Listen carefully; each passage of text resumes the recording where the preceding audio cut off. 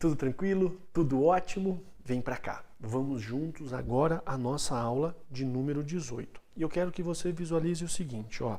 Na aula passada, falamos do conceito de agentes políticos, falamos também do conceito de agentes públicos e da classificação, e agora precisamos trabalhar com a súmula vinculante 13.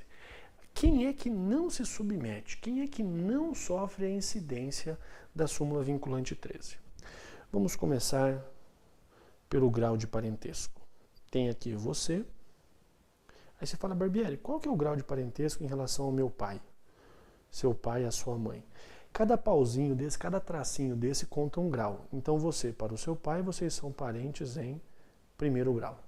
Aí você fala, tá bom, mas agora eu quero saber o grau de parentesco para o seu irmão, no caso. Então, se você tem irmão ou irmã, você tem que ir na pessoa comum, que é o seu pai e sua mãe, e vocês são parentes em segundo grau. Você fala, e o parentesco em relação ao meu avô, em relação à minha avó? Mais um pauzinho, vocês são você, né? Estou sempre partindo daqui. Até o seu avô são parentes em segundo grau. Você fala, em relação ao meu tio? Não foi seu pai que deu origem ao seu tio, né? Graças a Deus. Então, você vem aqui, mais um pauzinho, vocês são parentes em terceiro grau. Você fala, em relação ao meu primo, você e seu primo, filho do seu tio, são parentes em quarto grau.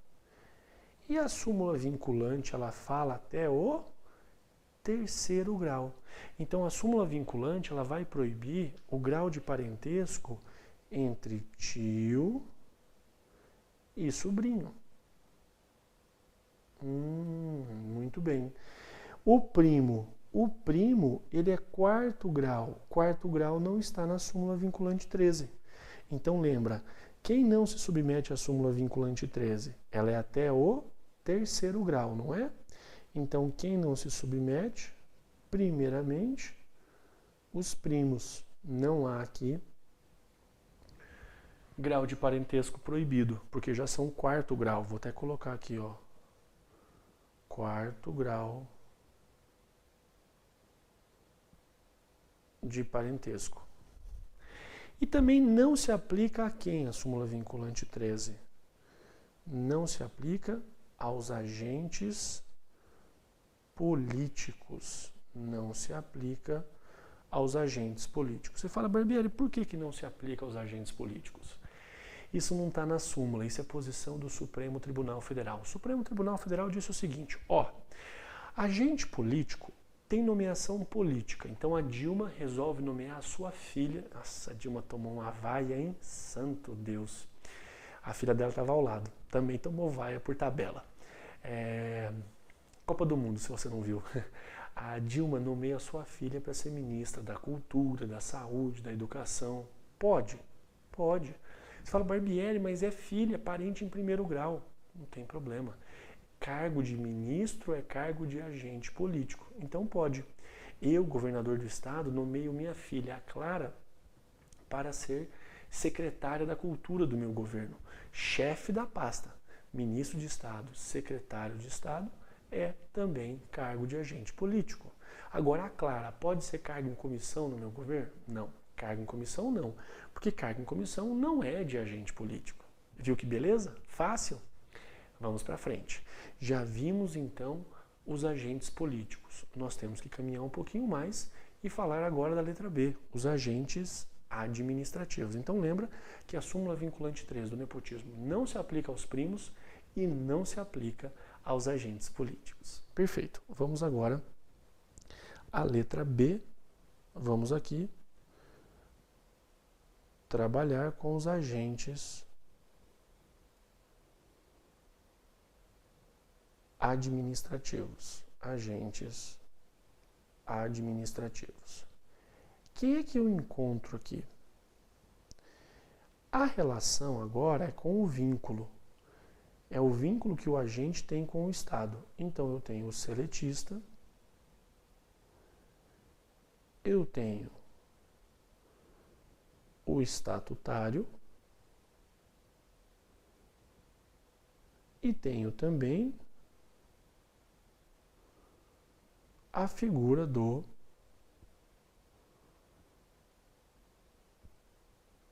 temporário. Olha aí que beleza, eu tenho o seletista, tenho o estatutário e tenho a figura do temporário.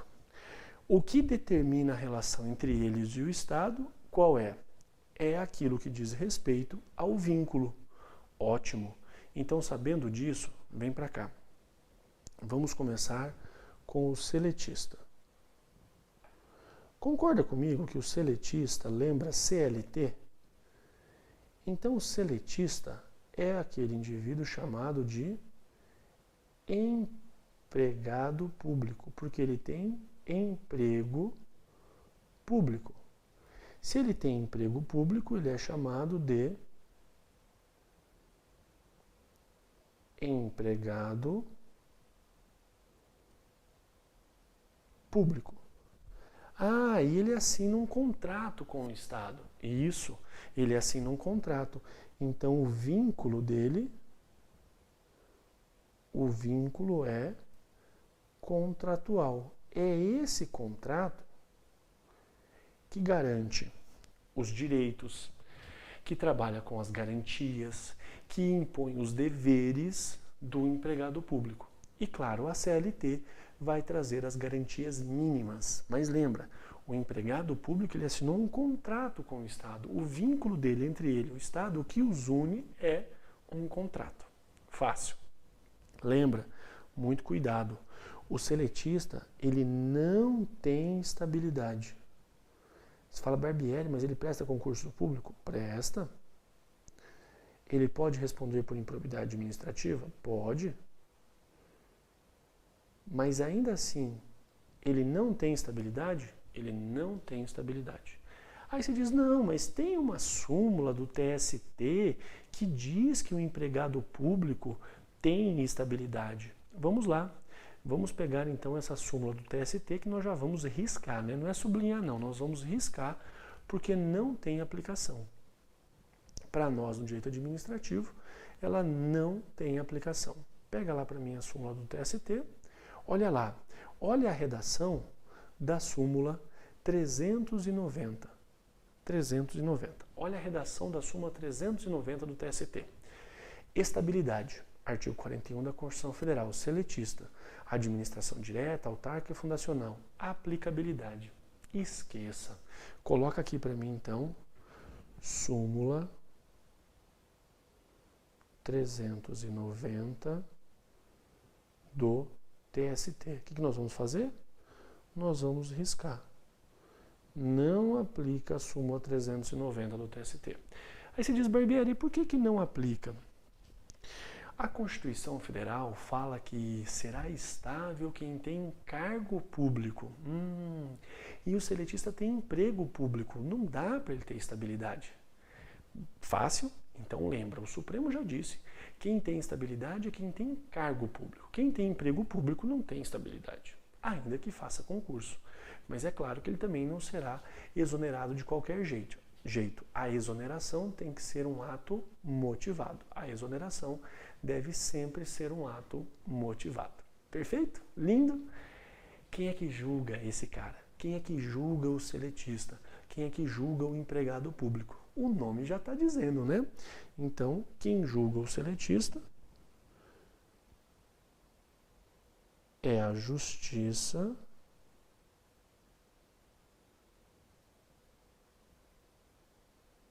do Trabalho.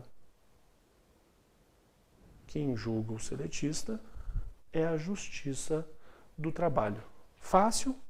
Então, são essas as informações principais sobre o seletista. Vamos agora falar do estatutário. Aí você pergunta, Barbieri, o que é estatutário? Qual é a ideia aqui? A ideia é de estatuto. Aí você diz, tudo bem. E o que é um estatuto? Estatuto é lei. Então, o estatutário, ele está vinculado ao Estado pelo quê? Ele está vinculado ao Estado perante a lei. É a lei que determina o vínculo, é a lei que determina o vínculo entre o Estado e esse indivíduo. Ah, então olha lá, o seletista, vamos até marcar aqui, ó. O seletista, Ele tem emprego público. Ótimo, então nós já conhecemos quem tem emprego público. O estatutário, ele não tem emprego público. O estatutário tem cargo público. O estatutário tem cargo público. Ótimo, o estatutário tem cargo público. E como é que nós chamamos o estatutário? Servidor público. Ele é o servidor público. Perfeito. O que mais que nós temos que visualizar? Nós temos que lembrar o vínculo dele. Ele não tem vínculo contratual. O vínculo entre ele e o Estado é um vínculo legal. Ah, ótimo. É a lei que vai disciplinar a relação entre ele e o Estado. Perfeito. Pode ter estabilidade. Pode ter estabilidade. Mas lembra de uma coisa. Ele não tem direito adquirido. Olha que interessante. Não tem direito adquirido. Por que ele não tem direito adquirido? Lembra, o seletista tem um ponto negativo em não ter estabilidade. Ele tem fundo de garantia, mas não tem estabilidade. O estatutário, ele não tem direito adquirido. Você fala, Barbieri, não entendi a razão pela qual ele não tem direito adquirido. O vínculo entre o estatutário, o servidor público e o Estado é a lei, concorda? Se a lei foi alterada, automaticamente alterou a relação entre o servidor e o Estado. Lá na década de 90, nós tínhamos a licença-prêmio. A Lei 8.112 de 90 falava da licença-prêmio. Para cada 5 anos de efetivo exercício, 3 meses de licença remunerada. Poderia acumular. Olha que lindo! Em 97, essa licença deixou de existir. Em 97, não tem mais licença-prêmio. Foi revogado. Automaticamente, não tem mais esse direito. Pronto, acabou. Entendeu? Então, o servidor público, ele não tem direito adquirido porque a relação, o que une ele ao Estado é a lei. Se a lei foi alterada, automaticamente a relação que ele tem com o Estado sofreu alteração. Fácil. Vem para cá. Aí eu pergunto para você, quem é que julga o estatutário? Olha lá, quem julga o seletista é a Justiça do Trabalho. E quem julga o estatutário? É a Justiça Comum. É a Justiça Comum. E quem é a Justiça Comum? Ora, pode ser a Justiça Federal, como também pode ser a Justiça Estadual. Lindo, perfeito. É assim que nós visualizamos o estatutário. Joia? Vamos para frente. Vamos agora falar do temporário. Aí você diz, Barbieri, quem é o temporário? O temporário está lá no artigo 37, inciso 9 da Constituição Federal. O temporário, ele tem emprego público? Não. O temporário tem cargo público? Não. O temporário tem o quê? O temporário tem função pública. O temporário tem função pública. Ah, que beleza! Então o seletista tem emprego público, estatutário tem cargo público e o temporário, já vamos marcar. O temporário, ele é detentor de função pública. Aí você pergunta, Barbieri, quando é que o temporário poderá estar na administração pública? Quando é que a administração contrata um temporário? Nós temos aqui algumas características a cumprir. Características do temporário. Não vai me sacanear, não vai dar risada, tá? Mas a primeira característica é evidente. Ele presta um serviço temporário. Você fala, ah, vá, não me diga, né? É verdade. A primeira característica do temporário é que ele presta um serviço sempre temporário, sempre passageiro. Segunda característica, no interesse da coletividade. No interesse da coletividade. Terceira característica, sempre em situações anômalas, em situações especiais. Exemplo, guerra, calamidade pública, sempre em situações muito pontuais, tá? E passageiras. Qual é o tempo que o temporário fica na administração pública? O temporário fica na administração o tempo que durar a situação passageira, o tempo que durar a situação excepcional. Viu? Lindo? Fácil? Joia! Anota para mim uma gentileza. Não se pode substituir o aprovado em concurso público pela contratação de um temporário. Não se pode substituir o aprovado em concurso público pela contratação de um temporário para exercer a mesma função. Porque senão você está fraudando o concurso público. Eu passei no concurso para ser dentista do município. Não fui chamado e no meu lugar contrataram um temporário para exercer a mesma função. Não pode? Estão fraudando o concurso público. Joia? Claro, né? Lembra, o temporário não tem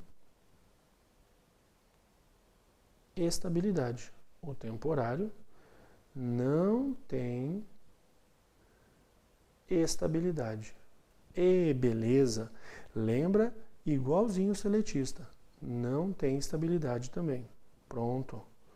Quem é que pode ter estabilidade? O estatutário. E vamos ver mais para frente. Aí eu lhe pergunto, quem é que julga o temporário? Aí você diz, Barbieri, posição do Supremo Tribunal. Isso, quem julga o temporário é a Justiça Comum. Pode ser federal, pode ser estadual. A única que vai para a Justiça do Trabalho é o grupo, o único que vai, né, é o seletista. O resto, quer seja o estatutário, quer seja o temporário, vão ficar sempre na Justiça Comum. Vão ficar sempre na Justiça Comum. Lindo? Bonito? Então, ótimo. Esse era o nosso ponto de número 2. Lembra? Nós falávamos da classificação. Nós temos agora que visualizar a letra C. Por quê? Na letra C, eu falo dos particulares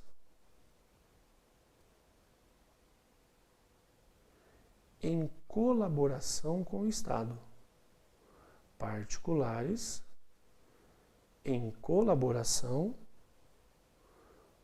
com o Estado. É particular, mas colabora com o Estado. Olha que beleza. Então, além dos agentes políticos, eu tenho os agentes administrativos e agora os particulares em colaboração com o Estado. Quem é que se encaixa aqui?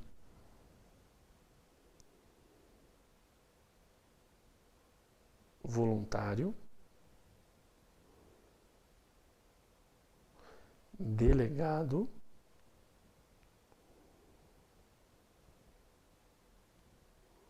depois nós temos também os honoríficos, chamados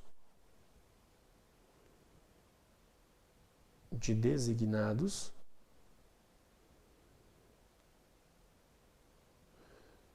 temos também aqueles que estão credenciados. Pronto, olha aí que beleza. Aí você diz, Barbieri, esse pessoal é particular, mas colabora com o Estado, e naquele momento em que colabora com o Estado, podem ser, ou melhor, são considerados agentes públicos. Isso mesmo. Me dê um exemplo de voluntário. Não é qualquer voluntário. É aquele voluntário que está inserido num programa oficial, está inserido num programa de voluntariado do Estado. Exemplo, na esfera federal, nós temos o amigo da escola. Na esfera federal, temos o amigo da escola. E ainda, então, o amigo da escola, enquanto voluntário, é considerado um agente público. Sim, porque ele é um particular em colaboração com o Estado.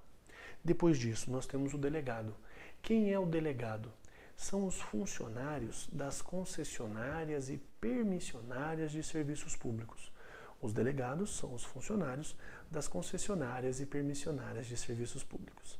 Depois disso, honoríficos ou designados.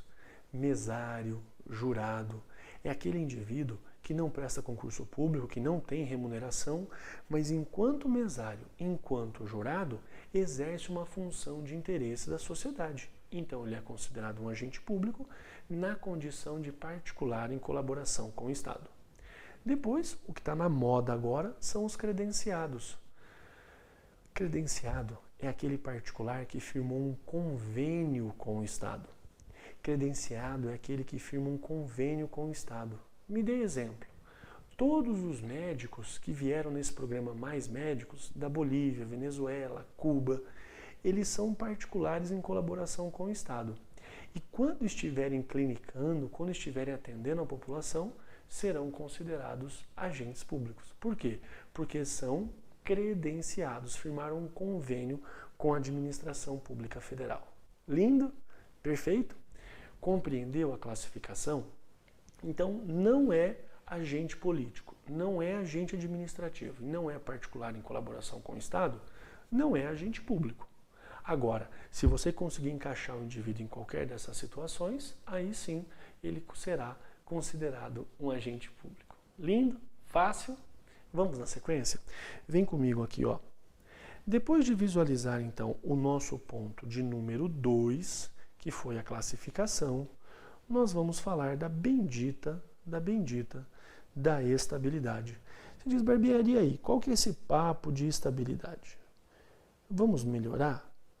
Vamos comparar a estabilidade, ela é diferente da vitaliciedade. Vamos aproveitar e comparar estabilidade com vitaliciedade. A estabilidade é uma garantia? A estabilidade é uma garantia. A vitaliciedade é uma garantia? Também. A vitaliciedade é uma garantia. Você diz, Barbieri, então não tem diferença. Calma. A estabilidade é uma garantia no serviço. A vitaliciedade é uma garantia no cargo. Vamos completar. Então, estabilidade é uma garantia no serviço público, bem abrangente. Vitaliciedade é uma garantia no cargo, bem mais restrita. Para ser vitalício, você precisa de 2 anos de EP, 2 anos de estágio probatório. Para ser estável, você precisa de 3 anos de EP, 3 anos de estágio probatório. Qual é a forma pela qual se perde a vitaliciedade? Perde-se vitaliciedade por sentença judicial transitada em julgado. O que é uma sentença judicial transitada em julgado? É aquela que já não tem mais recurso, é aquela que é imutável, imodificável, não cabe mais nenhum recurso, transitou em julgado. Aí eu lhe pergunto, como é que se perde estabilidade? Sentença judicial transitada em julgado, depois processo administrativo disciplinar, depois avaliações periódicas de desempenho, e ainda o chamado artigo 169, parágrafo 4º da Constituição Federal, corte de despesa pública. Então, a vitaliciedade, você perde a vitaliciedade em uma única hipótese, sentença judicial transitada em julgado. E quais são as hipóteses pelas quais você perde a estabilidade? Sentença judicial transitada em julgado, processo administrativo disciplinar, avaliações periódicas de desempenho e ainda artigo 169, parágrafo 4º da Constituição. Você diz, Barbieri, que papo é esse, né? Porque até aqui, a sentença judicial transitada em julgado, o processo administrativo disciplinar e avaliações periódicas estão no artigo 41 da Constituição Federal. Aí você diz, que papo é esse de corte de despesa pública, artigo 169, parágrafo 4º da Constituição? É fácil.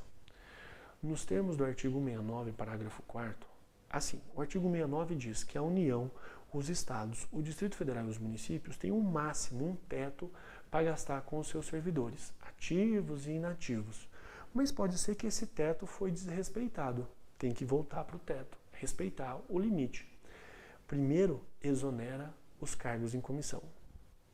Depois, exonera, se ainda for preciso, quem já está cumprindo estágio probatório. Você fala, eu estou tranquilo, eu sou estável. Em último caso, exonera o estável. Para cada ano que ele esteve na administração, ele ganha uma remuneração. E ainda é importante lembrar que durante 4 anos aquele cargo não mais pode ser ocupado. É o caso da exoneração, perde-se estabilidade pelo corte de despesa pública. Fácil? Enquanto você perde a vitaliciedade somente por sentença judicial transitada em julgado, a vitaliciedade só dessa forma, a estabilidade em 4 meios. Sentença judicial transitada em julgado, processo administrativo disciplinar, o servidor pode ser demitido, avaliações periódicas de desempenho e o corte de despesa pública. Tranquilo? Fácil? Vamos na sequência? Vem para cá. Vamos agora verificar os requisitos da estabilidade.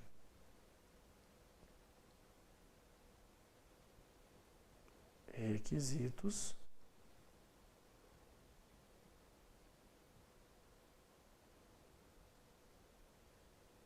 da estabilidade. Como é que eu faço para ser estável? Primeiro, aprovação prévia